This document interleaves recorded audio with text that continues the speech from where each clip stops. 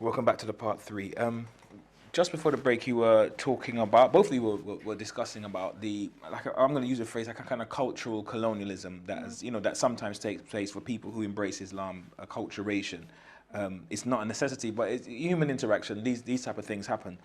But I guess I'm still trying to drive back to the narrative of John, in relation to Karbala, and also to try and find out how, if possible, is it to challenge these unwritten orthodoxies about race, because as we mentioned in I think the first third of the show, there were some negative things about my smell, my lineage is lowly, and my skin is black, and things of this nature, which is, to just use it in colloquial language, is not cool. It's quite pejorative regarding people of African heritage. How do we challenge some of these unwritten negative orthodoxies, the unwritten orthodoxies in the Muslim world? How do we because I'll extend the point there, or the question. The Imams, as far as I'm concerned, or the Prophet, the Sunnah of the Ahlul Bayt alayhim salam, have not just given us rhetoric about, Islam is universal and the equality of man and woman and human beings, irrespective of race. The Quran is not just giving us rhetoric, but the Sunnah is the Prophet acted upon this. So that's why we have Imams who, some are of African heritage, some are of Persian heritage, some are of Hijazi heritage, in one family lineage. So that's a practice. But at the moment, we're stuck at rhetoric. How do we move beyond the rhetoric? Bilal, let's go back to, let's say, Bilal calling the Adhan at the time of the Prophet. As revered as he was among the Muslim world today, as revered as he is among the Muslim world. Famous, well known. He is written in history as a slave, full stop. So his excellence, his mannerism, his courage, whatever he did, he is known as a slave.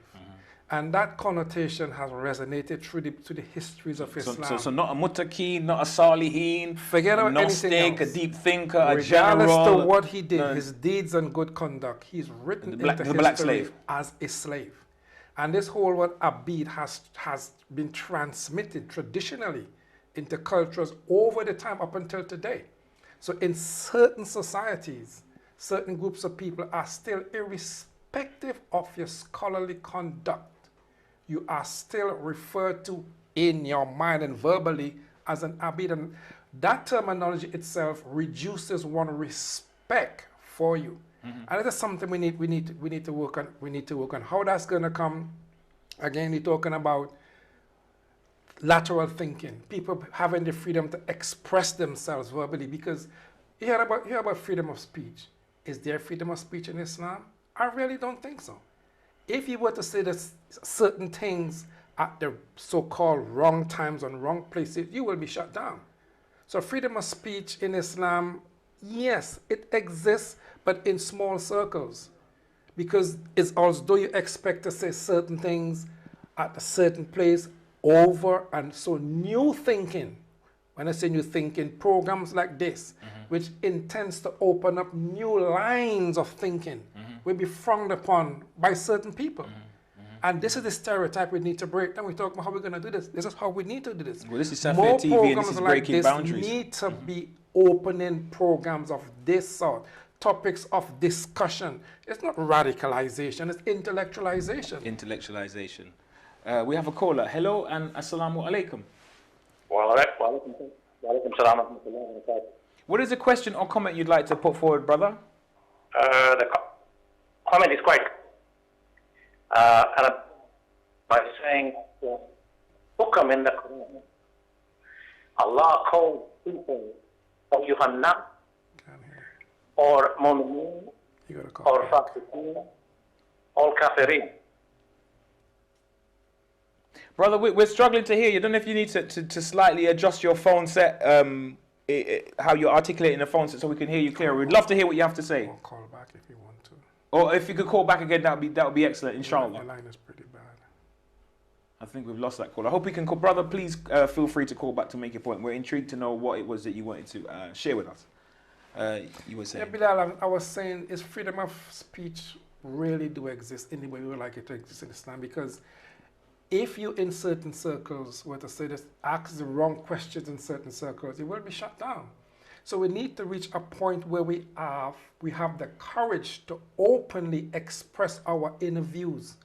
It's not new views, our inner views without fear of So reprisal. you say in a polite fashion with a clerk. We're with adab, talking about but be true, be open. intellectualization. Okay. We have to do that. We have to become intellectualized so people can understand it's a thinking process taking place. It's not regurgitation anymore. It's about thinking, it's about clarity, it's about understanding what needs to happen in a systematic manner. This is where we are. What needs to happen in a systematic manner. Hello and assalamu alaikum. Wa alaikum salam. Oh, that's a much better line. Please feel free to make the point you was going to make, my brother. Okay, the point is that from beginning we have moved away from the direction of Allah, because Allah called Muslims, and we have to become Mu'mineen. But today we are stuck in this vicious cycle of becoming Shia and Sunnis. So the hukam is quite clear in the Quran that we are all Muslims, not Shia, not Sunni, or any other sect. And Allah says clearly in the Quran, Allah hates all sects. So the first point of racism here is we are objecting to the commandment of Allah. Until we come to the commandment of Allah and accept any hukam, there is no change. Okay. And this racism will continue until we bring ourselves to the hukam of Allah, calling ourselves Muslim, and we're trying to become Mu'mineen. Okay. Thank you. One more comment. Oh, okay. One more comment from my sister. We would never ever address ourselves as enlightened or, a Mu'min. It's better that somebody else addresses you that way. It is very wrong to address yourself as humble and enlightened. I'm afraid I didn't quite We catch missed all the of second that. point. We got the gist of the first point, but the second point missed us, brother. The line is really bad. Okay, let me go back again. No problem. So let's. It is. Thank you, brother. Please go the back. second So the first point was about the brother was saying that we need to. He feels that there is the view is that we as Muslims should be less sectarian and more Muslim, not the denomination of which type of Muslim we are. I would agree with him to some respect, but then be mindful of history. I mean, I think definitely there is a certain way that the shaitan plays on the human nafs when it comes to too much focusing Sister, on... we have another call. The lines have gone red. Go. Hello and assalamu alaikum. Wa alaikum salam. Please feel free to make your comment or question, brother. Well, observation, I guess a comment. It's a fascinating discussion. I must say it's a much needed discussion. But it's a sort of discussion that's probably relevant in a non-Muslim society where you have a sort of a metropolis, a cosmopolitan environment. There are Muslims and non-Muslims from all over the world living together, and perhaps this discussion is relevant here. Mm-hmm. Whereas, say, in Iran, I mean, you might think all Iranians belong to the same community. Well, actually, they don't. There are various Persian tribes who have, for hundreds of years, never intermarried, regarded each other as being different, have learned to live together in a community of believers, but they have continued to be different. They have discriminated against each other. Sometimes they have not traded with each other. Or say Basra, where there are over 1.5 million African Iraqi Muslims. And I believe there is a campaign to get their rights as Muslims, as Iraqis, and as African Arabs in Iraq. And in fact, they've been denied their human rights in that community. This is within Iraq. And I hope brothers and sisters who are watching this should become aware of this community in Iraq. And there are similar communities in Iran itself. So what I'm really saying is that this issue is a live issue, has been a live issue in the Muslim world for a long time. And I'm not sure that Muslims are in a position to, or even prepared to, particularly take on the issue. I'm a Sunni Muslim, by the way, and you guys are Shia Muslims. Alhamdulillah. There is that part too. But I don't think it's actually a particularly live issue for us. it's a politicized issue which has suddenly appeared before us in the 21st century, I think. And that may sort of, it has been elevated because of the political issues in the Middle East. What I'm really saying is that, yeah, we need to continue the debate, but I don't think it's to do with black and white necessarily. It's not necessarily to do with Africans and Asians or Americans. These are ongoing issues and are relevant to our sort of metropolitan, cosmopolitan environment in the 21st century. Thank you very much. Thank you for your point. So the brother makes an interesting point. He says there's diversity in the Muslim world, African, non-African, Arab, so on and so forth, but he feels this is relevant in a cosmopolitan area, but maybe not globally. Well, we are in a cosmopolitan area in Britain and in the Western world, and I think Well, I would agree. it's wider than just black and white. Yeah, well, obviously we are mixing two things. That is to say, what is in our classical texts / early and medieval Islamic cultures / the spread of Islam in the early Islamic world and the situation of Muslims today, and maybe even personally what we experience in the community.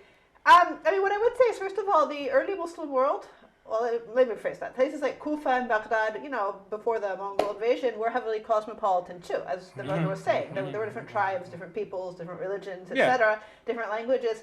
So it's not like the Muslim world has not been cosmopolitan.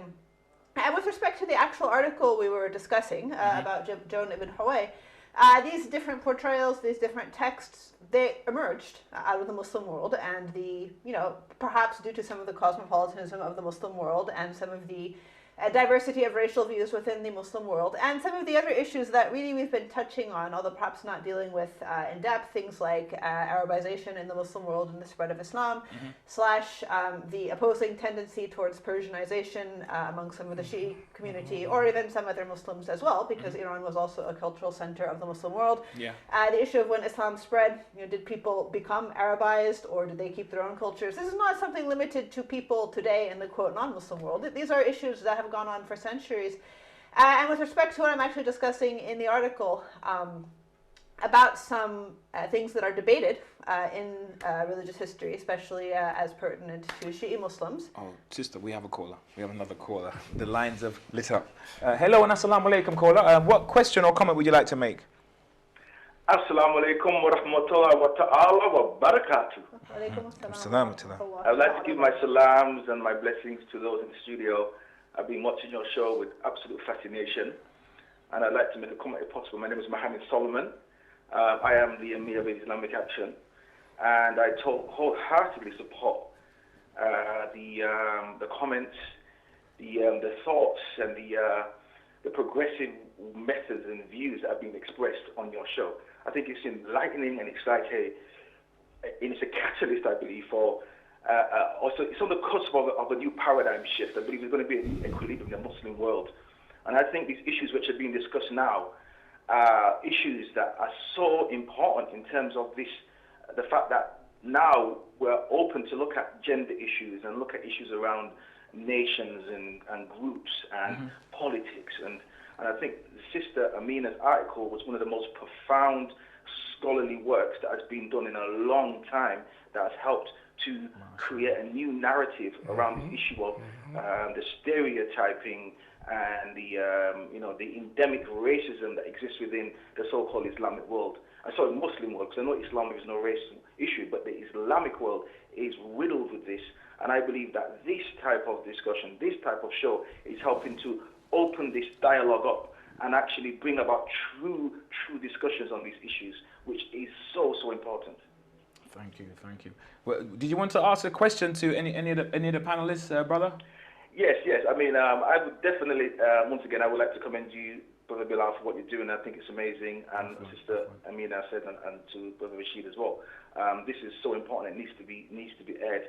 And I think I'd like to ask Sister Amina concerning her article. Her scholarly work, which, as I said, which I believe is a lightning rod, and it's profound in the fact that we do have this racial othering, and we do have these Arabization, I believe, this Persianization, culturalization of Islam, and it's almost as if we have to unearth these original texts and original views of looking at the world. For example, I found a hadith in Shia hadith which says things like Imam alayhi salam said that the blacks are the ugly people, they're like animals, do not marry them. This hadith, that's in Al-Kafi. That's an alleged hadith? Is that alleged? You're saying that the Imam allegedly said Imam alayhi salam said these evil racist terms, or that if you want to see Satan, look at this black person because he's from Satan. So asking me that, when you was doing your research, dear sister, what was the kind of motivation for you to begin to unearth,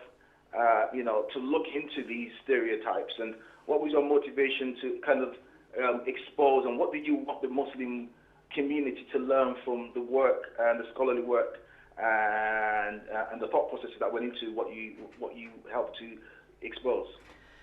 Oh, well, first of all, thank you very much for your call and for bringing this issue more to light as well. I mean, of course, if I were to sit here and write a paper, I would give a logical refutation of those alleged ahadith. But, as a believer, I would just shove them aside. And to be fair, and I think this is actually an important point, it is not only, people of African descent who get, painted with one brush, so to speak, hadith. For example, Kurds. There's some gender issues as well. Gender issues. There's other races and tribes who get that too. I mean, none of this we would believe the Holy Prophet or Ahlul Bayt, peace be upon them, said. But I'm saying these things are actually more complicated. And I do think it's not something we really had time to discuss. It is something I've touched on in my article, that when we deal with these issues in our community today, we're dealing with layers of historical perspectives. On race, racial stereotyping, and so on and so forth. So, for example, I would surmise that the situation in the Arabian Peninsula at the time of the Holy Prophet sallallahu alaihi wasallam was really quite different. Given in mind, for example, the early Muslims went to live in Africa, as part of their first hijrah. And, there was trade back and forth, and so on and so forth. There's a very different situation to what we see a couple hundred years later, say in the center of the Abbasid Empire, where really the only people who came from Africa were slaves, because why would they go there? But that weren't the only people who were taken as slaves. And not that I want to justify slavery, but if you look at, slavery from that period, you see people coming from all sorts of regions, whether it's the Eastern Roman Empire, India, etc. So, we've got this sort of early complicated picture, and then what's going on, say, in Iran or China is different too. Then you have the Mongol invasion, which again changes sort of ethnic ideals and so on and so forth. And then you have European colonialism on top of that. So I think, and the transatlantic slave trade as well. Yeah, which I would lump together with European colonialism. Which probably is the most dominant thing in our mindset nowadays. And that's why I think we really rush to equate African with slave in a lot of our religious discussions. That's why, for example, one of the points I make is if you look at the Karbala narrative, there are a lot of slaves and freed slaves that are mentioned, because there are a lot of slaves in the ancient / medieval world. That's just how it was. From a variety of ethnic backgrounds. Yeah, but none of them is actually pinpointed as being the slave, like you mentioned about Hazrat Bilal, peace be upon him. It's only people from certain ethnicities. Well, basically, the African slave, it fits a box and a stereotype that we've taken on unconsciously. So anyway, actually the brother had a number of points. As for the motivation,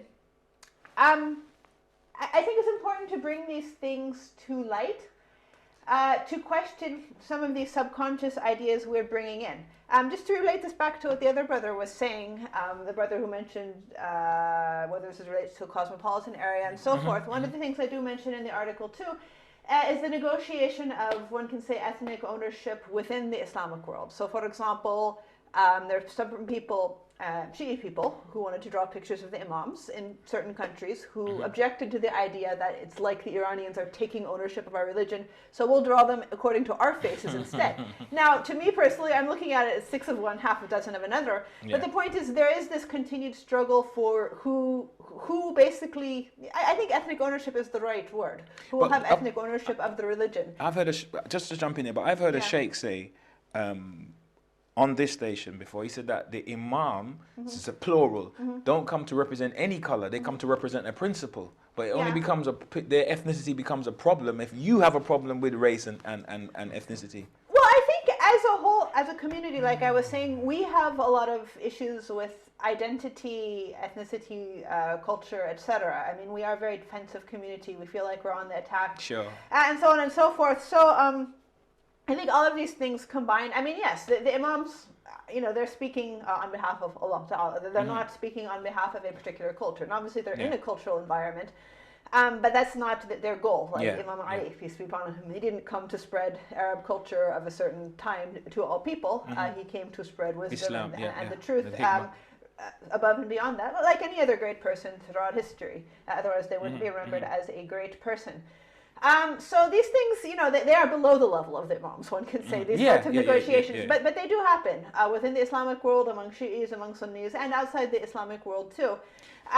Sister, we're racing for time. I'm aware of the time. I want to ask you one more question just before we finish in literally a few seconds, if you could answer. Just to remind me, in your research, the Imam of the age, you mentioned his lineage. What was a percentage, or what was his lineage according to the research? Let me actually have a look at my table That's a current here. Imam Zaman alayhi salam who's in occultation. Yes, well, this actually might be a bit controversial to some people because it brings up 2 or 3 controversial questions. We only have a minute for the controversy. But lumping together all the African ethnicities, I came across with 98.4% African, 1.4% Arab, 0.2% Iranian or Indian. That's because something we don't usually like to admit to in our community is the commonly told story about Bibi Sharbano being a Persian princess.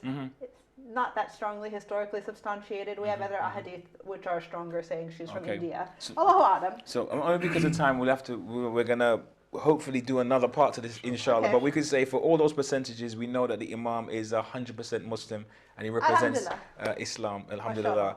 Thank you for your time and for your insights, Brother Rashid. Always a pleasure. And thank you for staying with us for the duration of Breaking Boundaries and for all those who took the time to call in. Remember to stay safe, and until next time, Assalamu alaikum wa rahmatullahi ta'ala wa barakatuhu.